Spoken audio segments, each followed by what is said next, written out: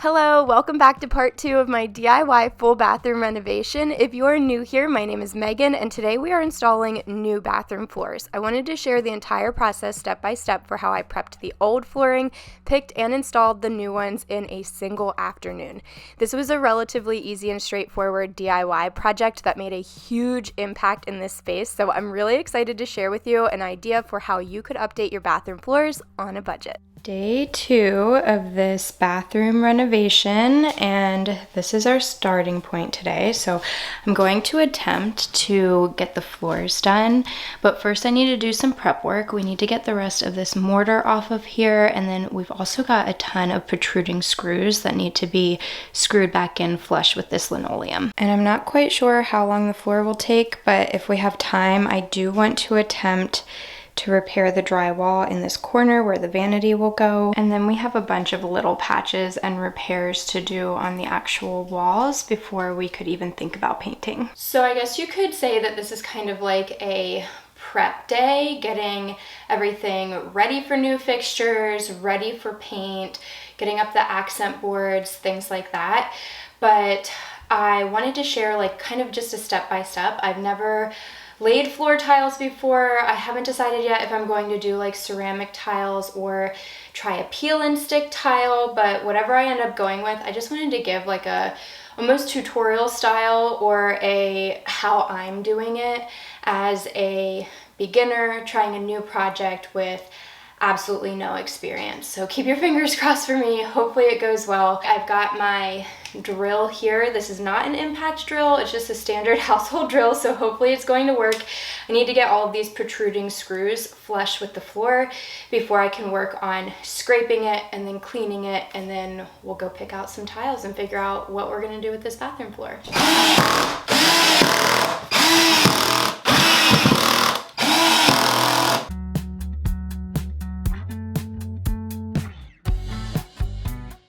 As I was screwing these back into the subfloors, I noticed that a lot of mortar was coming up around them, and I needed to remove all of that anyway. So I grabbed this scraper tool from the hardware store, and this is intended for scraping floors like this. And I have a real-time clip here so that you could see how fantastic this worked. I had to put in very minimal effort on my part, like didn't really have to use any muscle at all. And this scraper tool just took care of all of this excess mortar and residue that was left behind and scraped it all up. I think it took me a total of like 25 minutes to get the entire floor scraped perfectly clean. And this is very important. I know that it seems like such a small bit of mortar that's left behind and that you shouldn't have to do this, but it's very rough and it made the surface really, really uneven. So this is definitely a necessary prep step. It only took me 25 minutes because this bathroom is so small and I did not need to get an extended handle because of that as well. It's just too small to be like standing upright and trying to scrape the entire floor. However, if you are working in a larger area and needing to do this, they do make this tool with extensions for the handle so that you don't have to bend over and literally break your back. But it was really, really easy to use this, which I was so thankful for. If you saw the disaster of trying to remove all of the old tile and how difficult and labor intensive that was, I did share that entire demo day process in part 1, and I already posted it here on my channel. So if you haven't seen it, I'll go ahead and link it for you. But after that disaster, I was really, really happy that there is at least one step that was relatively simple and straightforward and wasn't more complicated than I thought that it was going to be. But once I had scraped all of that mortar away, I'm bringing in our shop vac and I'm going to vacuum everything up really well. And then I've got a bowl of really hot water and Dawn dish soap, and I want to scrub the floors. And I did one time scrubbing with the dish soap and then one time scrubbing with just really clean hot water as kind of like a rinse cycle because I didn't want any soap residue left behind. And you guys might think that this is super over the top. You're just going to lay new flooring on top of it anyway, so why do you need to make that base layer look so good. And I promise it's not about aesthetic, it's just about prepping properly for the new floors. You want to make sure that you have a smooth, level, clean surface for whatever flooring that you're going to be installing on top of this. That way you end up with a more professional looking finished product instead of it being uneven or not done properly and looking like it's a DIY. So I love to do little DIY projects around my home, but I never want them to look like I did them myself with no experience and no skill set. Instead, I want it to look like I hired a professional. So I promise that it is always worth it to take the extra time to prep properly. And if I'm being honest, this is always the most time-consuming part of any project is the prep work, but it is always so worth it in the end.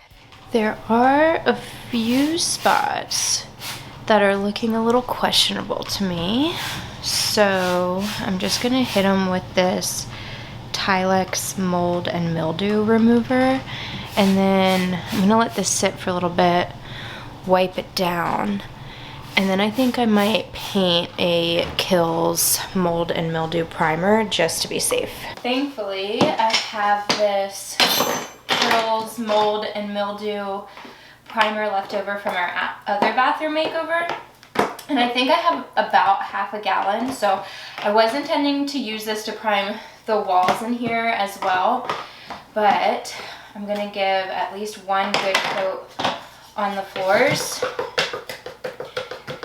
just in case that is mold, so that we can kind of seal that off before I lay down any new materials. Because linoleum is a very smooth, slick surface, I'm going to paint the primer on with a 4-inch foam roller. I'm using a foam roller because there's no texture on this floor, so I don't need a nap or anything to grip to it. And a 4-inch roller felt fine for me because this is such a small surface area that I wasn't worried about having like a full size or it taking too much time. However, you might want to get like a 6-inch or a full-size roller if you have a larger surface to be painting. The foam roller worked really great for me though, and obviously I am dipping this straight into this gallon of primer. I was totally fine with that. I knew I would end up using the rest of this product in this project within just a couple of days, so I wasn't worried about having to store it away or compromising it or anything like that. If you do not feel comfortable with that though, you can totally get a paint tray and do it differently for your own DIY project. This is what I was just doing here. And it might seem like this is an unnecessary step. I already cleaned the floors really well, made sure that they were level and smooth, but looking at those questionable spots really scared me, and spraying the Tilex on them, it didn't change anything about what was there. So I am kind of suspicious that it was just maybe some staining or leftover mortar that had been there, and that's why it was discolored that way. But I was not trying to take any chances because the bathroom is already more prone to mold and mildew growth. So having this layer of protection gave me a little extra peace of mind. And also I knew that there was the possibility I would be choosing a peel and stick flooring. And so in my mind, this felt like priming the floors would give a little extra grip instead of having that slick surface and lend itself to the longevity of the project overall. At the end of the day, it used very minimal material, only took like 12 to 15 minutes of my time, and I only did the one coat. I didn't do 2 coats, so this was totally worth it to me. I left this to dry while I went to the hardware store, and at first I did look at some ceramic tiles, but ultimately decided that they were very expensive, required a lot of extra materials and time to install, so I started looking at vinyl flooring instead. And I found these peel and stick vinyl planks that have a wood look to them. I really loved the ashy gray and also that warm oak. That would have been a perfect transition with our current floors. However, I could not shake that I really wanted a tile look and I wanted to do like a fun pattern. So I found this cooler white marble looking tile and then also this ashy gray, and those seemed like my only options at first. They were a decent size and a really, really good price at only $1.29, but they felt way too cool toned for me, so I started looking at other options. Another one that stood out to me was this creamy marble looking peel and stick tile, and then it had a graphite gray counterpart that would have provided beautiful contrast. So I spent a lot of time going back and forth, comparing prices, what the overall budget would be, and then also all of the colors before I finally made my selections and brought them home. Okay, so the floor is now dry to the touch and repaintable, and I decided to go with these marble look-alike peel and stick floor tiles. I chose this graphite color for contrast, and you can see up close it does have quite a bit of marble-like texture, but I love that deep kind of charcoal gray. And then this one is a Sorrento marble look-alike. It's like a creamy gray toned white color, and I think that the two together are really, really pretty. So then now I really just need to decide how I would want to install them. So I'm going to lay out a dry fit to help me make the decision.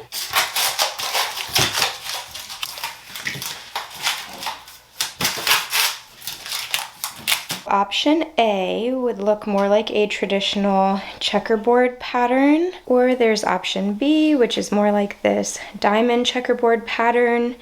It would have quite a few more complicated cuts, especially around the edges, but what do you think of this one? Should we go with A or B? I'd love to know how you would have laid these on your own floor or which option you thought was best, but I ultimately decided to go with option B, which was the diamond checkerboard pattern.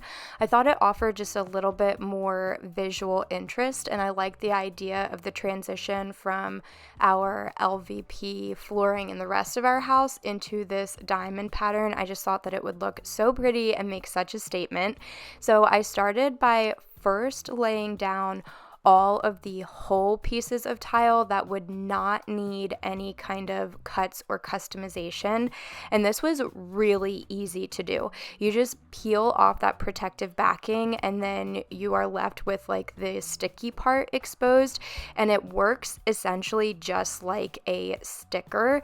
So I just lined these up with the straight edges, and thankfully, they were all cut exactly, like they were perfectly. It's like they were intended for a project like this, so they fit together really, really well. There wasn't anything that was kind of off or not lining up quite right. I wasn't left with any kind of gapping or anything like that. I was very pleasantly surprised by how well these fit together, and because these are larger tiles, it took way less of them, so I actually only ended up using about half a box of each of these colors for the entire project, and they were just really easy and straightforward to put down. I will say there was not too much room for error with them. Like if I were to have installed one of them improperly, I couldn't just peel it back up and reposition it. The sticky backing is a very, very sticky, and probably because I painted that primer on, it just stuck right down. There wasn't really a lot of wiggle room. Like where you stuck it is where it was going to stay, and to peel it up would have probably damaged the protective primer barrier underneath. But thankfully I didn't have too many issues. I actually only messed up on one single tile, and that was on cutting it. It wasn't even on sticking it onto the floor. So it really was a very easy, simple, straightforward process. And I was making sure to carefully peel all of the backings off of each tile so that I could use those paper backings to make templates for all of the cuts that I did need to do. This is just a way to reuse those materials, save in the overall budget, and it worked out really well. I got some relatively precise cuts. Things didn't need to be exact because I had removed all of the baseboards prior, so laying baseboards over top will give like a smooth line finish. But I was making sure to get like as close to the wall as possible, so anything that was jagged or not quite a straight cut wouldn't be an issue because the baseboard would just sit right over top of that and even it all out for me. But here I just wanted to give you some like closer up looks at how I was making those templates. So I just get a whole sheet of that paper backing and line it up with the tiles that had already been laid down, smooth it out to the perimeter or edges of where I needed to cut, and then cut the paper itself into the shape that I needed, and then line that back up, lay it on top of a new tile, and use my straight edge razor to cut this. I did make sure to get some like heavy duty blades for my straight edge, and I think I had to change out my blade 2 times throughout this entire process just so I could make sure I was getting really clean straight line cuts. But it ended up working out really well in the end, and all of this was pretty simple and straightforward. I think it took me a total of maybe 2.5 hours or less to get all of this flooring laid, and that included all of the cuts that I had to do. That was definitely the most tedious and time consuming part. It wasn't hard work. It wasn't difficult to figure out. It's just very, very tedious when you're trying to make sure that you get everything right. And I definitely was, because I only bought 1 box of each of these tiles. So I knew that I didn't have a ton of room to make mistakes without having to go back to the store and buy another box. But like I said, I've never done anything like this before. It was my very first time, my very first project laying peel and stick tiles, and I only messed up on cutting 1 of them. Everything else, it was pretty straightforward and easy. And the one that I messed up on was around the door frame, where it kind of tucked behind the door frame and trim, but also came out to the edge where like the rest of the house flooring meets the bathroom. And I made 2 attempts at it. I didn't get it perfect, but there will be a solution that I'll share with you anyway, so I wasn't too worried about it. Again, because I was working with the baseboards off and I knew that there were some finishing pieces like silicone and transitions and things like that, I wasn't being too much of a perfectionist about it. I figured if I got it close enough, that was good enough.